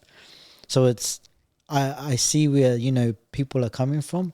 But at the end of the day, it's like the stress level so high, you know. And I know that a lot of the coaching is to do with that. Some of the coaches have to coach on that aspect, that holistic approach is that how you feeling. Because if you got something over here that's, you know, that's going to affect your game. And so some of the best coaches are knowing how to coach individuals from the holistic approach. And I think that, like, you know, you think of Wayne Bennett, you know, NRL, that he probably does those one-on-ones that he knows how to connect with the player that no one else can, you know. So I can see that I've had that pressure when it's like, oh, I've done all this, and then if I don't nail this, then that's it, you know, because you only got that one moment, you know. And I know even from sprinting that if you don't get it in 10 seconds, it's gone, you know. You get stuff up the start, boom, finish, go back to practice. But people spend their whole lives just to train for the Olympics, and for 10 seconds they do one mistake, boom, that's their whole 4 years gone. And I know because sprinting has to be perfect. Every step has to be perfect. So you do one little off step like that, that's 2 meters. Because the sprinters are fast as, so you can't give them, you have to go exactly on the gun, boom, and then one little like this, 2 meters, you do another, and you're trying to get back straight in the lane, that's already cost you the race, and you can't fix it up. So imagine that, you made it to the Olympics, trained 4 years for it, and you stuffed it up.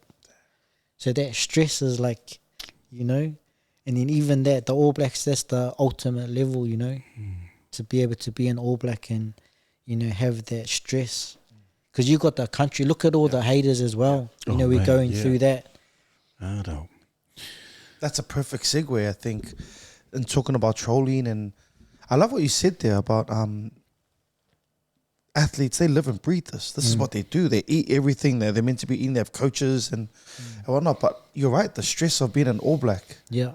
And carrying that. And it's the history. Yeah. The legacy. The legacy. Yeah, not only, you know, the country, but all the people that have been, you know. And I know they have the best coaches that are coaching that.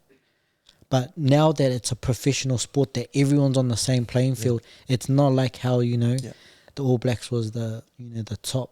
It's hard to compete in this era, so it's trying to coach at that holistic approach, because whoever can stay ice cool is the ones that's gonna crack, win. So it's gonna get that. Anything that happens, boom, let it slide, And I know that from other things that people, even in business, people say people that can get over those failures fast, not dwelling on the past, they're the ones that keep going. Because you know how when you get massive stuff, you might have lost millions and you go this, and you just think you're staying there, then you're stuck in that mentality. But I've learned from other guys that have actually lost millions that they go this, the fastest way is to go like this, I got no control over it, boom, onto the next job. They didn't even think of that. Man, it's cool. They go, why should I be waiting for that? They're already just so focused on, they're so cool, that don't let anything affect you. That's good, man. You just fail fast, Fail fast, that's so that's cool, cool, eh? bro. Good advice. But it's easier said than done, because sometimes like, fail fast. Oh man, but you're right, because we can sit and dwell on it. Oh my gosh, but this is going to change. It doesn't make anything better. But it's good. Some real good advice also. Some sound advice. Man, it's just been an absolute pleasure, man. So much, Yeah, thank you. I don't even know where to start. Anything you want to ask, Jay? Yeah, there's just so much there. Like, I think one of the things that stood out tonight was just thinking about how we can program progress and success within our own minds, and the whole reprogramming how we look at things. And you talked a lot about action and work ethic. And just a couple final things, because work ethic seems to be such a core component of like taking action. Like, how does one, and I'm asking this also because it is Mental Health Awareness Week this week, but how does one go about starting to build a work ethic? If that's truly the 1% that'll separate you from everyone else that's trying to find success, how do you begin to build good work ethic? Well, I've been, because my dad's had a strong work ethic, so it's been taught at a young age. And like I said, that what I've learned is trying to create that online resource for people of all ages, because sometimes our parents don't have that knowledge. They only give what they can. But being able to go, okay, how can I get TikTok content to the kids that is in a fun way that they can see it, but they're getting educated at the same time? So I use the gym as a tool to be able to teach work ethic, because you think of stuff that you don't want to do, You think, I go, let's go for a run at 4 a.m. You're like, already, you got that in your head. So it's just teaching those little things. Try and do something that's going to put you out of your comfort zone or be uncomfortable. Just go, okay, I'm going to do 3 things today. It's going to make me uncomfortable. Do the dishes, or do some squats over here, or do something that's going to make your body physically uncomfortable, mentally uncomfortable. Go, I've procrastinated on this, so I need to do that. But if you can tick those, small things, and like I said, it goes back to writing notes, because they visualize, because we're going to forget that. We always forget because the busyness of everything, and it will go out of our head. We go, oh yeah, we got good intentions. But I know a lot of people don't use diaries, and they don't use their phones to write notes, and allocating their time.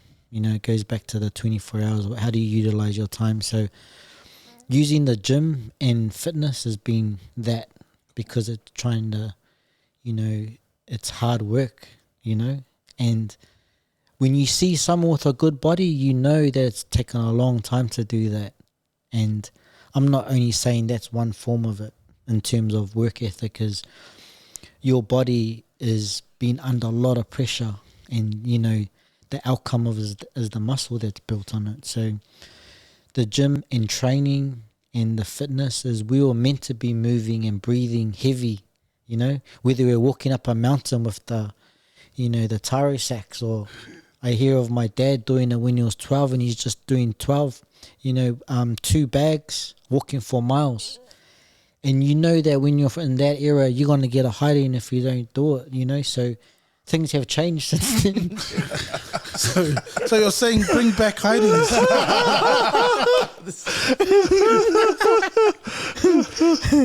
I go, actually, it would work to, in a controlled environment. You just close the curtains. Yeah, guys, you're with me for 1 month, okay? Yeah, you. I'll fix these guys up in 1 month. I'm gonna take them on a retreat. Yeah, man. Okay, so Body awareness. yeah, body awareness. That's been cool, man. Body awareness. That's funny because when you mentioned that, I was watching the game a few weeks ago. Oh, watching the other games, and you get some people like you're saying, oh, you should have passed the damn ball. You need to do this. Why didn't you kick the ball? Like, man, I'm sitting there like, gosh. I haven't, like, that's why I do a no comment, because I'm like, bro, you've never even played in that level. That's what I'm thinking, man. I go, bro. So I'm just like always quiet, but in my head it's always like writing these memes. Okay, I'm gonna do this meme. This TikTok, this gonna go viral over here. Oh man, Billy, man, thank you so much, Billy. Hey, it's been an absolute pleasure. Every guest that comes on, absolute pleasure. Also, a lot of learnings, but also just inspirational. And I wish you nothing but the best, obviously, with the future and the future endeavors, but also the online project you have going. So also, please keep us in the loop when it all kind of pans out, and be cool to have you back on and just to share how's it all going. But otherwise, man, thanks. Thanks for having me. Thanks, bro. Oh yeah, quick question. Couple of things. People that are wanting to maybe keep strong, keep mobile. What sort of like weight exercise or movements do you think would help them? One, for strength, but two, maybe aesthetically, if they wanted to also have a good body, so to speak. The right balance is having obviously the eating, some sort of cardio, so you're breathing heavy, and then weight training. So weight training, you should never stop. And I even, for even the older people, because our body deteriorates. So you're trying to hold on to your muscle mass for the rest of your life. So because it's decreasing, so the longer you have you're going to obviously be decreasing in your muscle mass, and you want to hold on to it. By doing the weights, it's going to keep it there. Yeah. So you gotta do some sort of resistance training or weight training to be able to hold your muscle mass. And the key is to, the more muscle mass you have over body fat, it's gonna be able, it burns your calories naturally. So if you're at a resting state, I could be burning 1,000 calories just from that because I got a lot of muscle. But someone that doesn't have much muscle, they're not gonna burn the same. So that's why metabolism is different with everybody. But the key is to build muscle. It makes it a lot easier. So you have your weight training, obviously not heavy, but slowly build up. And you want to be able to start lifting heavy at a point, because strength, you lose your strength. So you're trying to keep your strength. So you have to work at your own level. But strength training is pretty much the key to youth. And then cardio is for your fitness. And then eating. So everything in balance and moderation. But you know how sometimes it's hard when you've got events and all that to keep that routine. But like I said, I go back to my 24 hours. What am I going to do in it? You got to map it out. And nutrition and training is my first on the list, not work. Because if your body is not functioning right, none of that's going to happen. So you think, okay, I did my run for the morning. I'm going to feel fresh. Then I have some good nutrition throughout the day. And then I'll do my weight training at night. But it depends on your schedule. You could be doing weights and your cardio in one in the morning to get it out of the way, because sometimes you're too tired at work. If you know that you're not going to do it at night, then do it in the morning. It's better to do something in the morning than nothing at all. Because you go, oh, no, I have a rest day. In my head, I go, there's no rest days. So I try to do something every day, whether it's a jog or bike, a walk, and moving your joints. Even if you're trying to do squats, just to try and bend your knees, fully, and your hips, because that they stiffen up as you get older. You'll feel it, but to keep more movement, you got to bend it fully. And see, because we start stiffening up, you don't even want to bend it. So your range of motion is limited. It gets more limited. And then before long, you can't even do it and you're going to feel it. And then you'll get injured. So it's pretty much injury prevention. Preventing the injuries is weight training, cardio. Do some sort of exercises. Yeah, and there's so much online that you can do that. My online resource is more of question based, is because everyone asks the same questions. So I want to have the same video. If you got the question coming, I already know the video. Yeah, cool. So it's like boom, link. Yeah. So with that in mind, is there like a specific foods or food groups you stay away from if you don't want to get fat? And also, if you're wanting to build muscle, what food should you be eating on that side? Protein is always the source. So what I get most of my clients to do is use a tracking app. MyFitnessPal is what I use because it's the easiest. For your coach or whoever's coaching you, if they have data, if you have a week of food all put in, I can manage that.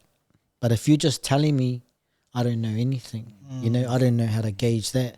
So it has to be all data. When I see the numbers, I can go, okay, you got to get enough protein today, carbs, fats, your sodium's this high. So we need to be able to adjust that.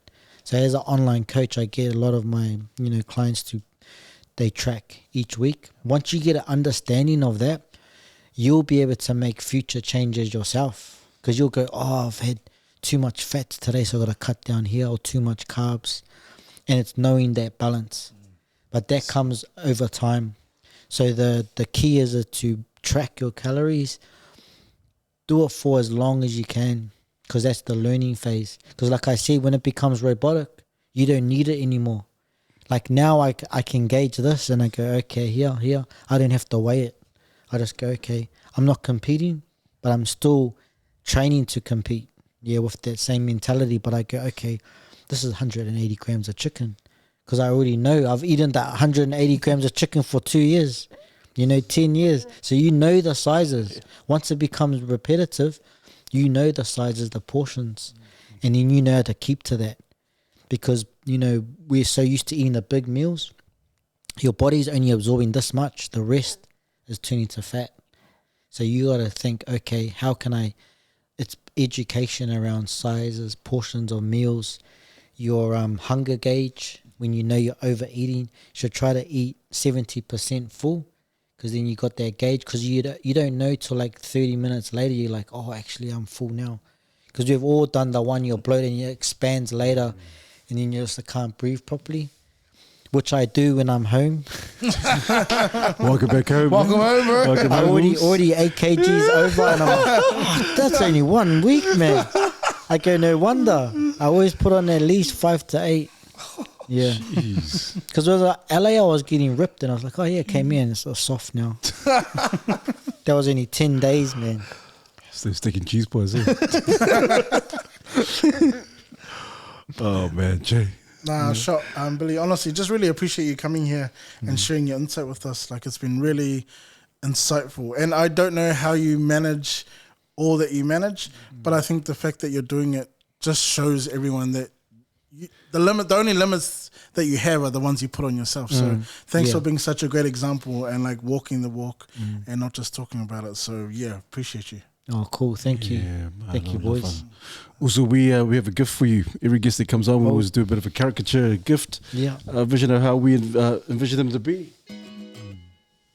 This is on behalf of the Mandate team. Also, this is for you. Oh, thank you.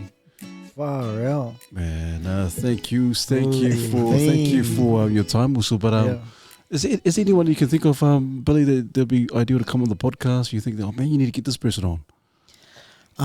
My friend Charlie in Australia, that we work in the Tongan project with, he's been real inspirational.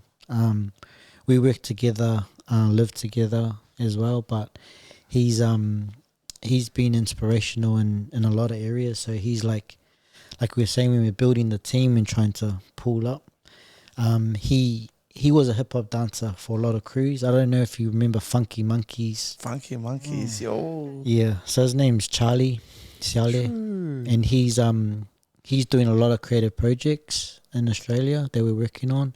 He's an MC, so MC's Battlegrounds in Oz. He's done Bring It On and that, but he was doing radio DJ, presenting. So we're working on a lot of projects, but health and fitness from a holistic approach. He's advocate for men's health as well, and he does a few retreats. So all that sort of projects. Man, awesome. It seems like we're getting a lot of people from Australia, which is good. Yeah. I think we had, I think one person, Izzy Falawa, last time. Yeah, so that's cool. We get Charlie Siale, that'd be awesome. Charlie, if you watch your hand, come, yeah. Whenever you're back in Aotearoa, New Zealand, that'd be cool to hit you up. But also, we give the last word to our guests. Any words of encouragement or inspirational words for our guests or for our viewers and listeners? The same thing as just action. Get out there and do it. Go with what your gut, the feeling in your heart, because sometimes it's not what your parents want, or your family is like telling you, oh no, you can't do it, but deep down in that passion. And being around kids my whole life and being a part of social work and stuff is that they need that person to say you can do it. It could be that one teacher that said you can do it. That's all it takes. From that young age, when you go, wow, he told me that I can do it. That's all it is. Because the parents will be going, nah, you stay in Otawa. Nah, I want to go to Hollywood. Shouldn't be, a problem with that. Don't say, oh, what are you going to do in Hollywood? Say, oh yeah, you can make it. You can make it to Hollywood. And I've seen so many people progress, and then it's just like, I've had people even say that to me, you're going to make it, so just having that one word from someone that you respect or you see that's all it takes. Man, also, thank you. Thank you. Please don't forget to subscribe. We look forward to your both of our comments and positive comments. But as usual, brothers, Refine, unlock, and take charge.